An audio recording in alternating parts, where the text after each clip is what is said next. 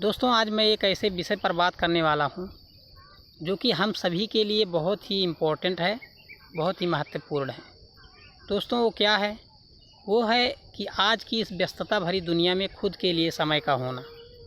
दोस्तों, समय जो है वो हर एक इंसान को 24 घंटे ही दिन भर में मिलते हैं और साल के 365 दिन हर किसी को मिलते हैं, चाहे वो सबसे अमीर व्यक्ति हो, चाहे गरीब व्यक्ति हो।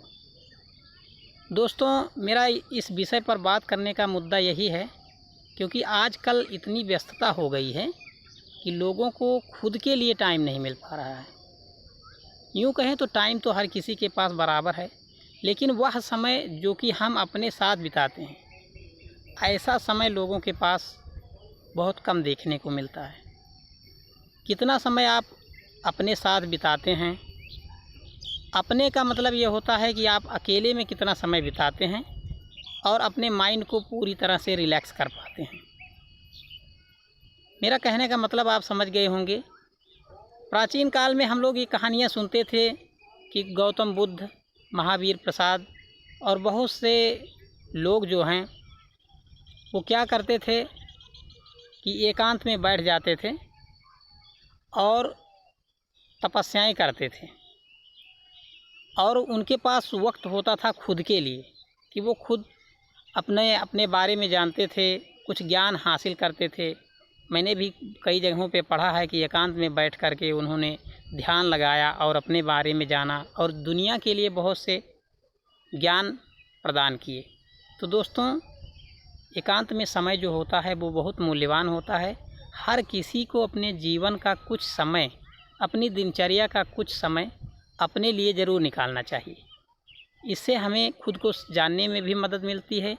हो सकता है थोड़ी हमारी आध्यात्मिक रुचि भी जागृत हो सकती है, जिससे कि हम स्वयं को पहचानने की बात कर सकते हैं, इस दुनिया के बारे में जान सकते हैं। और हो सकता है कि आम तौर पे जो आम जीवन में जो समस्याएं हैं वो एकांत में बैठ कर के विचार करने से हमारा माइंड जो है रिलैक्स होता है, तो उन समस्याओं का समाधान बहुत ही आसानी से निकल जाता है। और आजकल अगर थोड़ी देर के लिए लोग एकांत में होते भी हैं, अकेले होते भी हैं, तो वहाँ पर भी दोस्तों उनके पास मोबाइल फ़ोन होता है जिस पे कुछ ना कुछ वे देखते रहते हैं। ज़्यादातर आज के युवा यही है कि उनके पास मोबाइल है और अगर अकेले बैठे हैं तो बिल्कुल मोबाइल के साथ बैठे हैं। तो मैं उस तरह के अकेले होने की बात नहीं कर रहा हूँ। जब आप कुछ कर रहे हों, आपका फोकस आउट होता है, कोई क्रिएटर है जो कि अपना ध्यान उसकी तरफ खींचता है, तो दोस्तों उसको भी हम एकांत का टाइम नहीं कह सकते हैं। वो ये ऐसा टाइम नहीं है जो हम खुद के लिए दे रहे हैं। मेरा कहने का मतलब ये है कि जो टाइम हम खुद के लिए निकाल रहे हैं, क्या हम उस टाइम में बाकी दुनिया में उलझे हैं, मोबाइल पर बिजी हैं, टीवी देख रहे हैं, या फिर किसी के बारे में उल्टा सीधा सोच रहे हैं, या फिर हम पूरी तरह से रिलैक्स होकर के, बिल्कुल रिलैक्स होकर के इस प्रकृति को ऑब्ज़र्व कर रहे हैं, या हम अपने माइंड को रिलैक्स कर पा रहे हैं, मतलब मन को शांति दे पा रहे हैं कि नहीं। और उस दशा में जो हम सोचते हैं वो एकदम फ़िल्टर होके आता है और जो हम करने का तय करते हैं वो एक डिसीजन बन जाता है। और जो भी हम सोचते हैं उस पर हम गहराई से एकांत में एकाग्रचित होकर के सोचते हैं, तो उससे हमें जो ऊर्जा मिलती है वो एक अलग लेवल की होती है।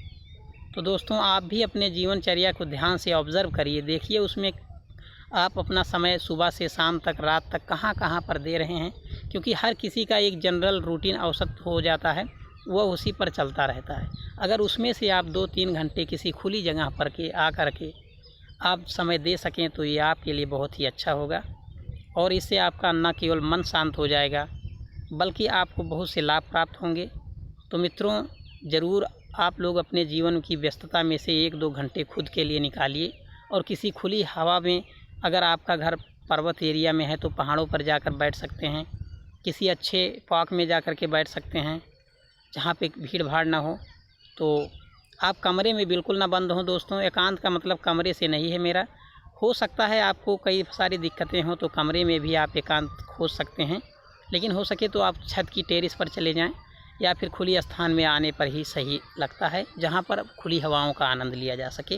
वहाँ पर आप सारी चिंताओं को मुक्त कर दीजिए सारी प्रॉब्लम को एक साइड रख दीजिए, अब नए सिरे से सोचना शुरू कीजिए, तो इससे सॉल्यूशन जो है वो खुद ब खुद निकल कर हमारे सामने आ जाते हैं। तो थैंक यू मित्रों, आज का वीडियो कैसा लगा ज़रूर कमेंट में बताइए। उम्मीद करता हूँ इससे आपको अपने व्यस्तता भरी जीवनचर्या में स्वयं के लिए सोचने का मौका मिला होगा और इससे आप एक नई योजना बनाएंगे जो कि आपको अपने करीब ले जाएगी। Thank you.